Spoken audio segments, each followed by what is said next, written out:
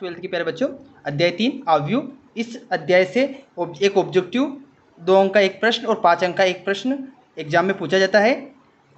इस वीडियो में हम अध्याय 3 से संबंधित परीक्षा उपयोगी प्रश्नों को हल करेंगे। पहला क्वेश्चन है कि समीकरण जो हमें दे रखी है अवयव के रूप में, है ना, a minus b 2a plus c 2a minus b और 3c प्लस डी बराबर -1 5 और 0 13 से a b c d के मान ज्ञात कीजिए। आइए इसको सोल्व करते हैं।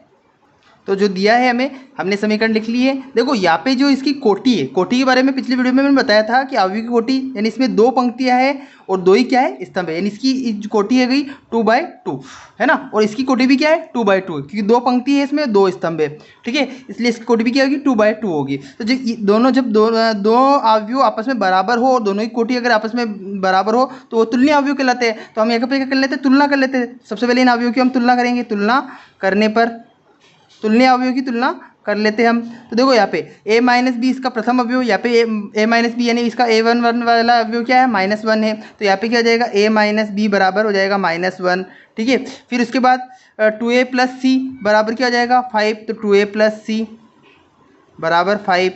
2a माइनस बी इसकी जगह यहाँ पे इस बराबर वाले अवयव में क्या है 0 है, तो यहाँ पे लिख देते हैं हम 2a माइनस बी बराबर 0। फिर क्या है 3c प्लस डी बराबर क्या है 13, ठीक है। इस प्रकार हमें 4 इक्वेशन प्राप्त हो जाती है। एक पहली इक्वेशन इसको ले लेते हैं, दूसरी इक्वेशन ये हो गई, तीसरी इक्वेशन ये हो गई और चौथी इक्वेशन ये हो गई। अब हमें क्या करना है, इन चारों इक्वेशनों को सोल्व करके हमें ए बी सी डी के मान हमें ज्ञात करना है। तो देखो ए बी और बी इसमें आ रहा, ए और बी इसमें आ रहा, तो समीकरण नंबर 1 और समीकरण नंबर 3 को हम सोल्व कर लेते हैं। समीकरण नंबर 2 और समीकरण नंबर 4 को हम सोल्व कर लेंगे, ठीक है। तो करते हैं सबसे पहले समीकरण नंबर 1 और समीकरण नंबर 3 को हम सोल्व कर लेते हैं, ताकि विलोपन विधि से ए और बी के मान हमें प्राप्त हो जाएंगे। समीकरण नंबर 1 और समीकरण नंबर 3 हमने लिख ली। समीकरण नंबर 1 थी a माइनस बी बराबर -1, समीकरण नंबर 3 थी 2a माइनस बी बराबर 0, 2a माइनस बी बराबर 0। अब इसको सोल्व कर रहे हैं। देखो यहाँ पे b के गुणांक एक जैसे है, इसलिए हम यहाँ पे क्या करते थे, इसका चिन्ह माइनस है, इसका चिन्ह माइनस है, तो क्या कर देते हैं यहाँ पे माइनस कर लेते हैं हम। तो ये प्लस वाला चिन्ह ये माइनस में हो जाएगा, ये माइनस है तो क्या हो जाएगा प्लस में हो जाएगा। विलोपन विधि से हल कर रहे हैं, इनको माइनस कर रहे हैं हम, और ये 0 प्लस में इसका कोई सा चिन्ह नहीं है तो 0 से कैसे रहेगा, ठीक है। अब देखो यहाँ पे -2a में से 1a घटाएंगे, कितना बचेगा -a, और b से b कट हो जाएगा, ठीक है। और -1 में से 0, तो यहाँ पे क्या जाएगा -1, एक भी माइनस में -1, तो a का मान क्या जाएगा यहाँ पे a बराबर माइनस माइनस प्लस हो जाएगा दोनों तरफ, इसलिए a बराबर क्या हो गया 1 हो गया।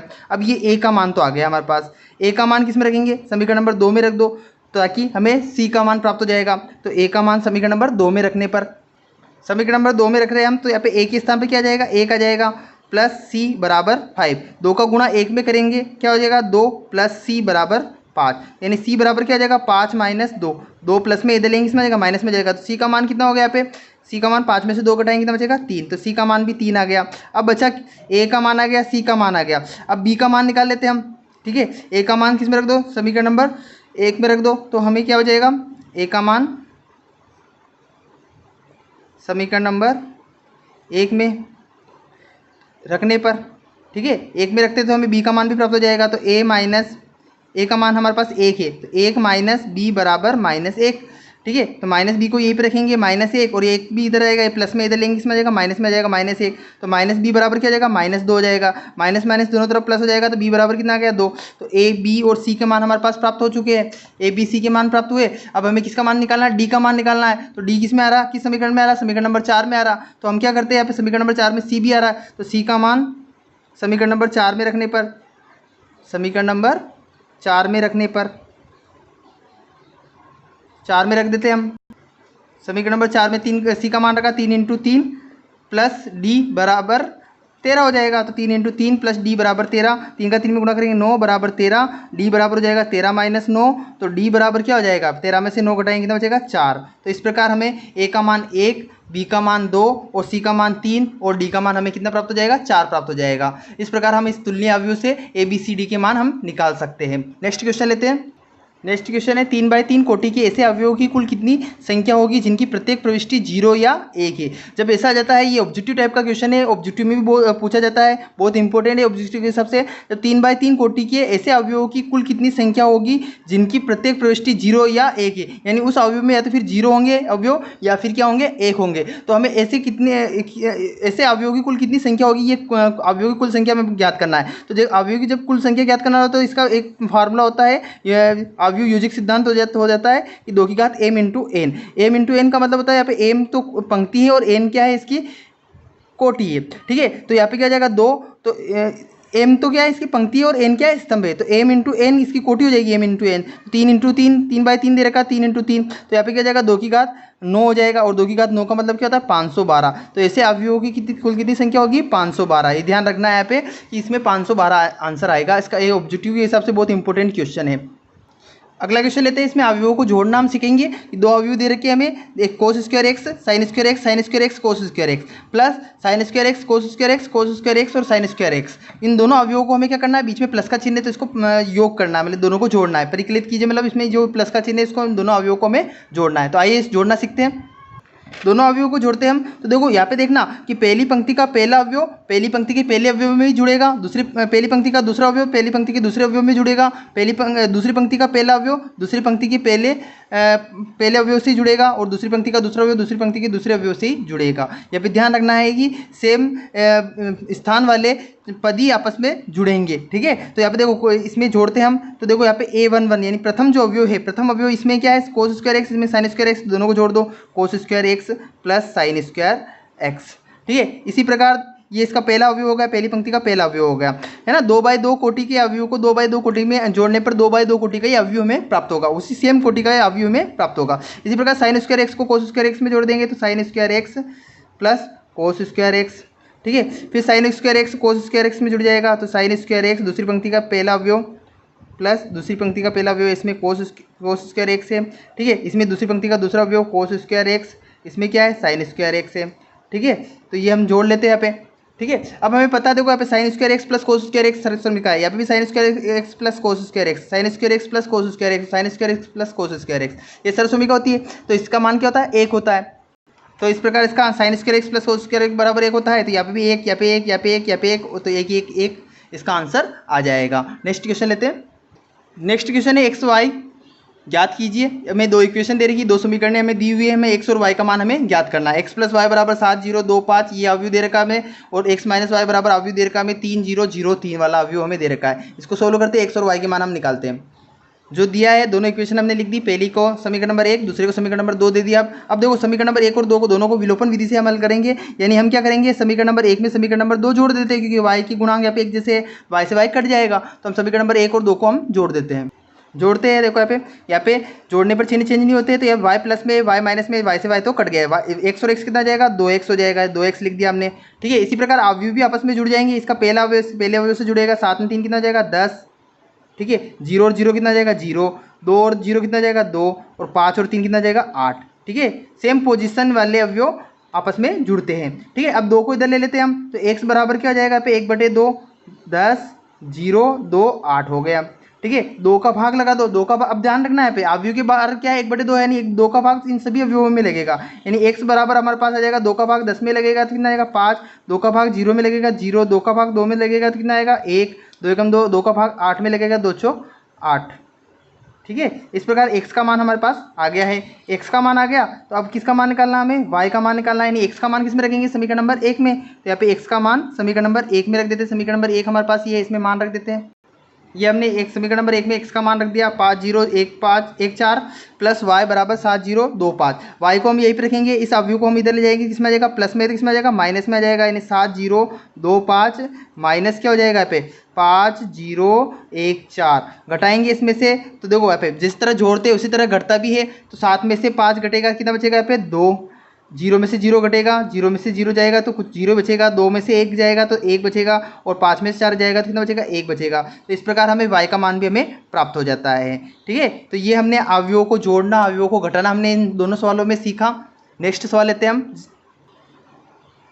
नेक्स्ट क्वेश्चन दे रखा है हमें एफ एक्स बराबर कोस x minus sine x 0 sign x cos x 0 0 0 1 है, तो सिद्ध कीजिए कि एफ एक्स और एफ वाई बराबर होता है एफ एक्स प्लस वाई। ये फलन के रूप में दे रखा है हमें। तो देखो यहाँ पे हमें दिया हुआ एक्स के वाला तो ये दे रखा है, अगर एफ वाई निकालना है हमें तो एफ वाई क्या आ जाएगा पे एक्स, जहाँ पे एक्स से वहाँ पे वाई आ जाएगा। आइए इसको सोल्व करते हैं। हम यहाँ पे दोनों एक्स वाले और वाई वाले दोनों फलनों को आपस में मल्टीप्लाई करेंगे तो एफ एक्स प्लस वाई आना चाहिए, ये हमें प्रूव करना है। सोल्व करते हैं। ये फलन हमें दिया था एफ एक्स के रूप में, ये हमने लिख दिया एफ वाई, जहाँ पे एक्स था वहाँ पे वाई करके हमने एफ वाई भी हमें प्राप्त हो गया। ठीक है, या इसी फलन में जहाँ पे हमें एफ एक्स बराबर दे रखा था कोस x minus sine x 0, sign x cos x 0 0 0 1 दे रखा था, तो यहाँ पे एक्स के स्थान पर हमने क्या रख दिया, वाई रख दिया, तो ये एफ वाई हमें प्राप्त हो गया। अब हमें एफ एक्स और एफ वाई दोनों का मल्टीप्लाई करना है, तो अब हम गुणा करना सीखेंगे दोनों फलन का। दोनों फलन का आपस में गुणा करेंगे तो हमें एफ एक्स प्लस वाई आना चाहिए। ठीक है, करते गुणा करेंगे, पहले अवयव का दूसरे अवयव में गुणा करेंगे हम। देखो यहाँ पे पहली पंक्ति का पहले स्तंभ में जब गुणा होगा तो हमें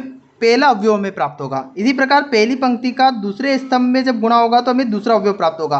पहली पंक्ति का तीसरे स्तंभ में जब गुणा करेंगे तो पहली पंक्ति का तीसरा अवयव हमें प्राप्त होगा। इसी प्रकार दूसरी पंक्ति का पहले, है ना, तो करते देखो, पहली पंक्ति का हम क्या किसमें मल्टीप्लाई कर रहे हैं, पहले स्तंभ में कर रहे हैं। तो देखो अभी कोस एक्स से कोस एक्स का कोस वाई में मल्टीप्लाई करेंगे तो कोस एक्स कोस वाई, तो यहाँ पे क्या जाएगा कोस एक्स कोस वाई हो जाएगा, कोस एक्स कोस वाई।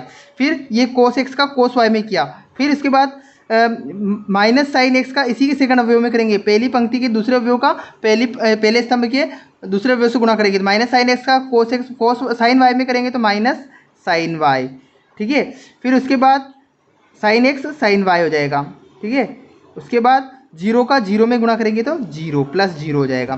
ठीक है, ये तो पहला अवयव प्राप्त हुआ। इसी प्रकार पहली पंक्ति का दूसरे स्तंभ में हम करेंगे तो कोस एक्स का माइनस साइन वाई में करेंगे तो cos x minus cos x sine y. ठीक है, साइन एक्स का कोस वाई में करेंगे तो minus sine x cos Y, और फिर 0 का 0 में करेंगे तो प्लस 0। फिर इसी प्रकार तीसरा अवयव पहली पंक्ति का तीसरे में करेंगे तो यहाँ पे क्या जाएगा, कोस एक्स का 0 में करेंगे तो 0। ठीक है, फिर उसके बाद साइन एक्स का 0 में करेंगे तो प्लस 0, और एक्स का 0 में करेंगे तो 0, यहाँ पे 0 हो जाएगा, इस तरह हमें प्राप्त हो जाएगा। ठीक है, अब उसके बाद देखो आइए दूसरी पंक्ति का पहले स्तंभ में गुणा करेंगे हम, साइन एक्स का गुणा करेंगे कोस वाई में, तो यहाँ पे क्या जाएगा sign x cos Y, cos x का करेंगे साइन वाई में तो कोस एक्स प्लस ये भी प्लस में ये भी प्लस में, कोस एक्स का साइन वाई में करेंगे कोस एक्स साइन वाई। ठीक है, फिर 0 का 0 में करेंगे तो प्लस 0। ठीक है, फिर इसी का दूसरे स्तंभ में करेंगे हम, दूसरी पंक्ति का दूसरे स्तंभ में करेंगे तो कोसाइन एक्स का माइनस साइन वाई में करेंगे तो minus sine x sine y, cos x का कोस वाई में करेंगे तो plus cos x cos y, है ना, और फिर 0 का 0 में करेंगे तो प्लस 0। फिर इसी प्रकार साइन एक्स का 0 में करेंगे, तीसरे स्तंभ में करेंगे, दूसरी पंक्ति का तीसरे स्तंभ में करेंगे, साइन एक्स का 0 में करेंगे तो 0, फिर कोस एक्स का 0 में करेंगे तो 0, इसका भी 0, दोनों प्लस कर लगाना बीच में, ध्यान रखना। फिर 0 का 1 में करेंगे तो प्लस 0। ठीक है, ये हो जाएगा इस तरह 0, ये 0 हो जाएगा। अब देखो इसके बाद तीसरी पंक्ति का पहले स्तंभ में करेंगे तो यहाँ पे क्या जाएगा, 0 का एक कोस वाई में 0 का मल्टीप्लाई करेंगे तो 0 आएगा, 0 का वापस साइन वाई में करेंगे तो प्लस 0, फिर 1 का 0 में करेंगे तो प्लस 0। इसी प्रकार 0 का दूसरे स्तंभ में करेंगे, मतलब तीसरी पंक्ति का दूसरे स्तंभ में करेंगे तो 0 का साइन वाई में मल्टीप्लाई करेंगे तो 0, प्लस 0 का कोस वाई में करेंगे तो भी 0, और 1 का 0 में करेंगे तो भी 0, ये 0 आ गया।